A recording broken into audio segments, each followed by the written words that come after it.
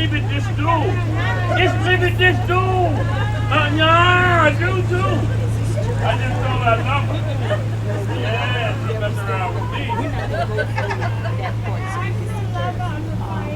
You're a fighter. Niks verstehen. Niks verstehen. You're Ralph. Ralph. I hope not.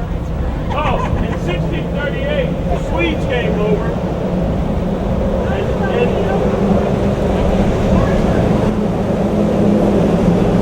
the Swedes came over to settle the area. But then the Swedes and the Dutch had a little problem. Now the Swedes took the area over, even though the Lenni Lenape Indians were already here. That's another story. Well then,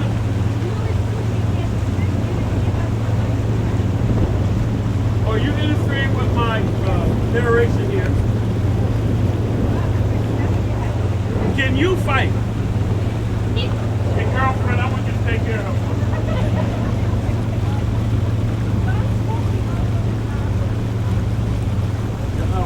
I won't hurt you at all. Just a little further on down the river. We're not that far from where we were just a few minutes ago. We're down here now. This is the Riverfront, you know, one of the mainstays here at the Riverfront. This is the Riverfront Market area. Of course, you've got Harry's Seafood Grill. That's one of the mainstays here at the river. Been here since pretty much they started the projects down here. And then, of course, the Riverfront Market in behind there. And you got all kinds of little delis in there, little sandwich shops. I mean, it's just a great place to come in and shop, the Riverfront Market there. But I want to also remind everybody, this is kind of like a historic area, if you would, because this is where the crossing was for the Delaware River, Christiana River, as you come in and out of town. So years ago, I mean, this current bridge, I believe, was built in 1920 sometime, the current bridge, but there was like 3 other bridges here before that, and actually a little swing bridge. I mean, if you come down here, you can find out a lot of history, because right at this point here, you got this, but I always liked this because I thought that was amazing, that one boat go one way and the other one back up, and vice versa, and it opens and closes the bridge for people to get across. And of course today, like I said, this one that's there currently built back in the 1920s, still servicing it today. But another place that's right across the thing over here, and we're going to go to that, of course, and in tribute to her. She's got her own park. Harriet Tubman Garrett Park is right across the way here, but you know, the Underground Railroad came through this area quite a bit. So a lot of history down here as you're walking down through the river. Some of the things that we've kind of not mentioned, but this kind of stuff is all along the river here as you're making your way on down. We've got a couple more stops. The taxi's pulling back up. Jimmy's in there eating someplace, I'm sure, so we're going to have to get him and make our way back down the river.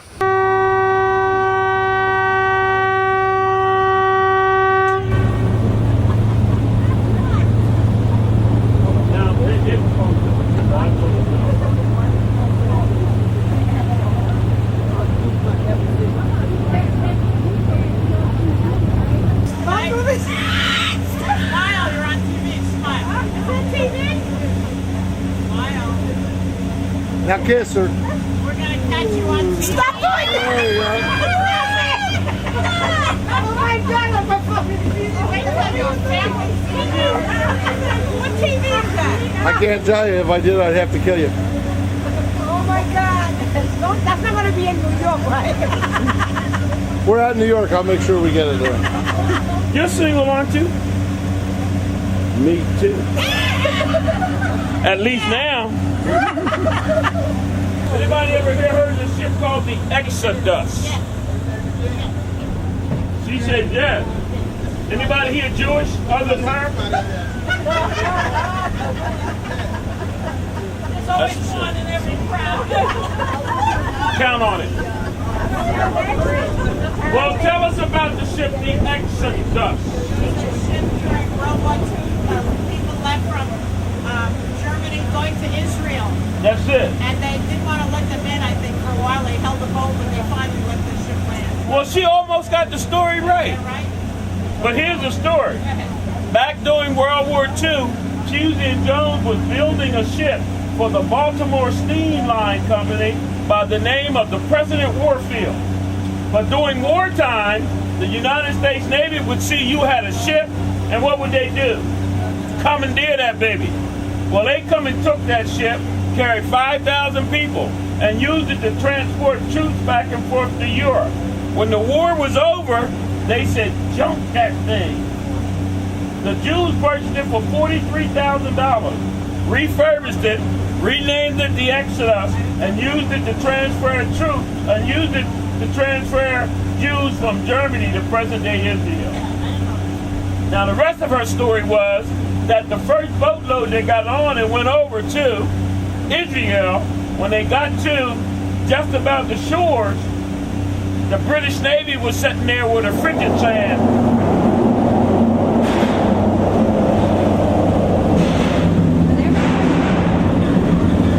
and they asked them, who art thou?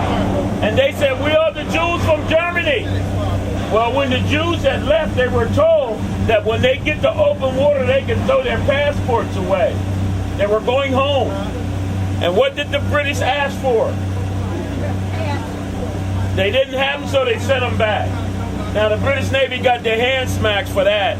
And then that ship eventually carried Jews from Germany to present-day Israel. But the best thing is, the ship was built by Pusey and Jones Shipbuilding. Isn't that something special? And you see right over there? That's where old Swedes, or the Swedes, landed back in 1638. And you see those big old rocks over there? See them in the corner? They're not big old rocks. They're blue granite. Blue granite. That whole area was full with blue granite. Now you know they make granite stones and granite tops, and well, that whole area was full of blue granite. Wow. Okay, can anybody else tell me anything about something blue?